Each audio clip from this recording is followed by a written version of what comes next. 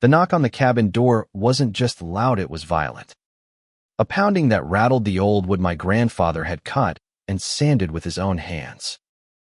My wife and I had just returned for the season, settling into the quiet rhythms of pine needles, mountain air, and the peace that came only from being off the grid. But that peace shattered when the door swung open before I could even get there. HOA Karen barged in without hesitation, her massive figure filling the doorway, cheeks flushed and eyes blazing.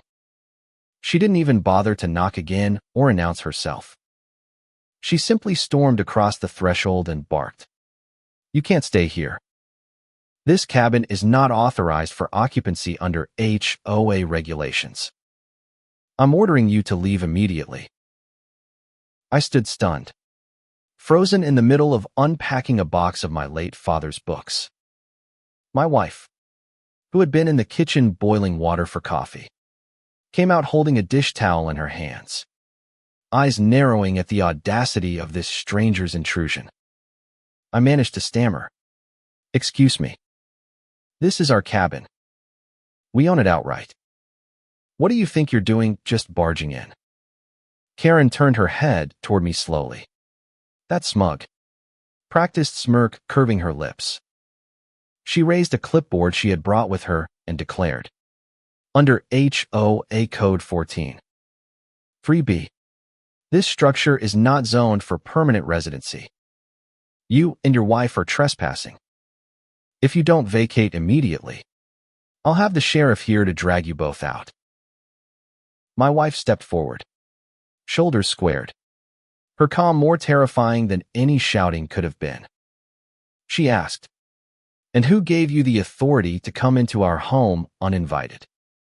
Karen laughed, actually laughed, and said, "I don't need authority. I am the authority here. I'm the HOA president. You're lucky I don't fine you on the spot for noncompliance. Now get your things and leave." The blood pounded in my ears. But before I could erupt, my wife dropped the dish towel on the counter and reached into her wallet. With a flick of her wrist, she pulled out a small card encased in plastic and held it up for Karen to see. The bold letters gleamed under the cabin light, Department of Defense, United States Navy, active duty. Her photo stared back from the corner, the official seals leaving no room for doubt. Karen's smug smile cracked. My wife's voice was steady as she said, "The only authority you're looking at is mine. I'm Lieutenant Commander Riley Hayes. This cabin is federally protected property under a veteran's homestead deed. You don't have the right to order me or anyone out of it." For a moment, the cabin fell silent except for the kettle hissing on the stove.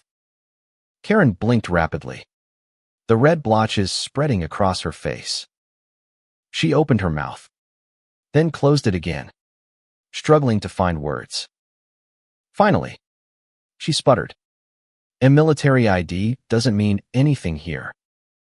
HOA rules are law. You still have to leave. You can't just," but her voice faltered under the weight of Riley's calm glare. My wife didn't yell, didn't flinch, just lowered the ID slowly and said, "Go ahead and call the sheriff.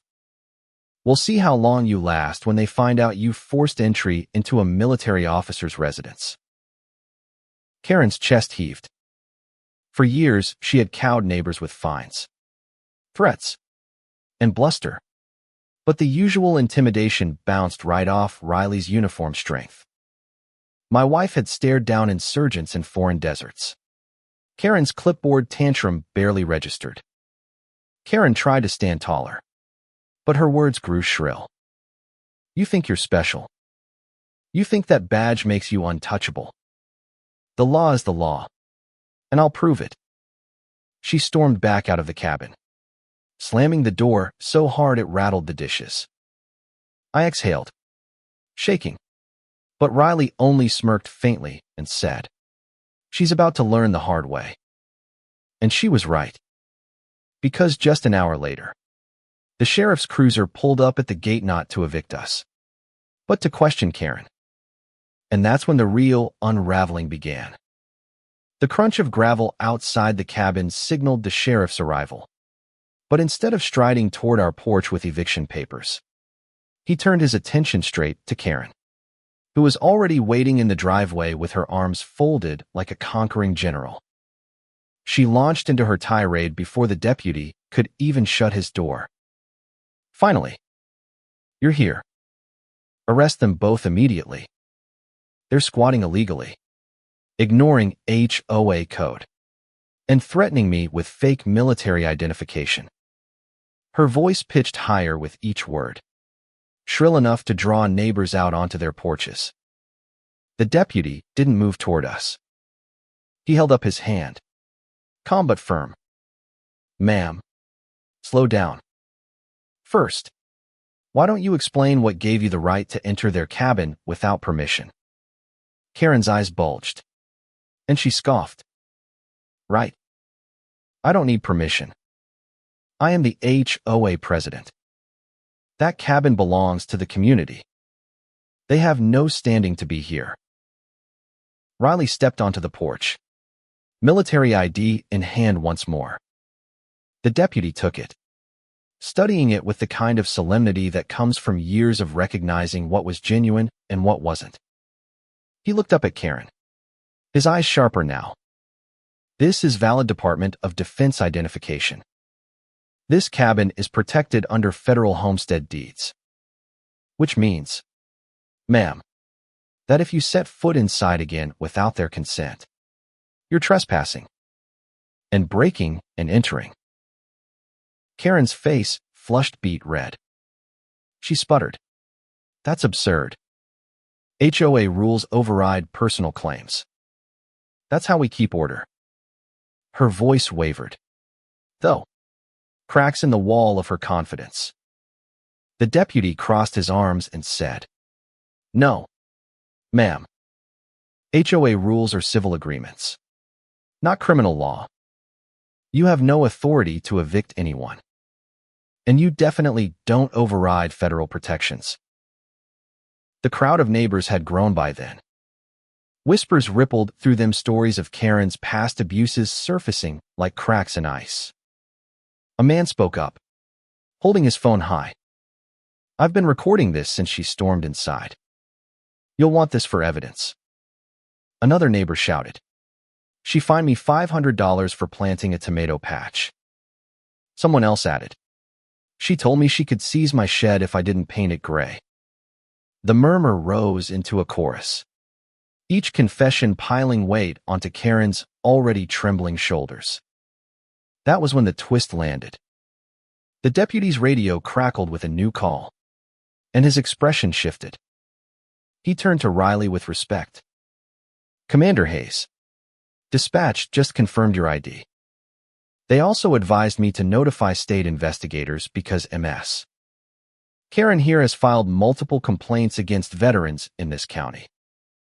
Looks like your case isn't the first. Riley's jaw tightened.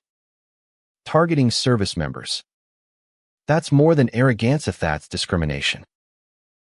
Karen staggered back a step, her confidence crumbling. She tried one last desperate swipe at control. This is all lies. You're all conspiring against me because I uphold standards. Without me, this neighborhood will fall apart. Her voice cracked mid-sentence, wobbling between rage and fear. But no one believed her anymore. The deputy shook his head, pulling out his citation pad. Ma'am, you're under investigation for trespassing, harassment, and filing false claims. You're coming with me until we get this sorted. The sight of her being led to the cruiser sputtering, red-faced, her clipboard clutched like a shield was something the entire street would remember for years. Phones recorded every second. The very image of a tyrant toppled by her own hubris. The same woman who once strutted around barking orders was now climbing into the back of a patrol car, powerless and alone.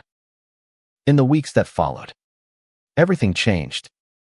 The HOA board voted her out unanimously, finally emboldened after years of being bullied into silence. Neighbors held community meetings without her, discovering they could solve problems through cooperation instead of fines and threats.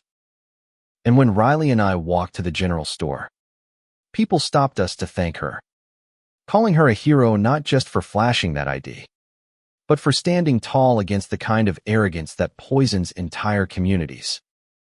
Karen's downfall didn't stop at eviction from power. Local media ran the story after the arrest video went viral online. Headlines read, HOA president arrested for harassing Navy officer. Comment sections burned with outrage. Veterans across the state chiming in with their own stories of HOA harassment. Lawmakers took notice. Within months, a new bill was introduced limiting HOA authority over veteran homestead properties. Riley was invited to testify in support. Her words steady, resolute, and unflinching. She ended her testimony with one line that silenced the room. No HOA rulebook stands taller than the oath I swore to this country. Karen. She disappeared, sold her house under pressure, and moved out quietly, avoiding the stares of those who once cowered under her. Her reign of intimidation ended not with a bang, but with the slow, humiliating collapse of everything she thought made her powerful. One evening, as the sun dipped behind the pines, Riley and I sat on the porch of our cabin, the wooden board nailed to the railing still reading, "This is our cabin," in rough handwriting. I asked her if she ever thought about that moment, her flashing the ID, the hush that followed. She smiled faintly and said, "It wasn't the card. It was the truth.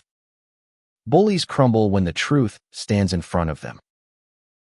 And now I ask you, is it right to let Karen be exposed so publicly? To let her humiliation become a lesson for all? Or should we have handled it quietly, behind closed doors? Sometimes justice comes not from shouting louder, but from refusing to move when a bully demands it. What do you think?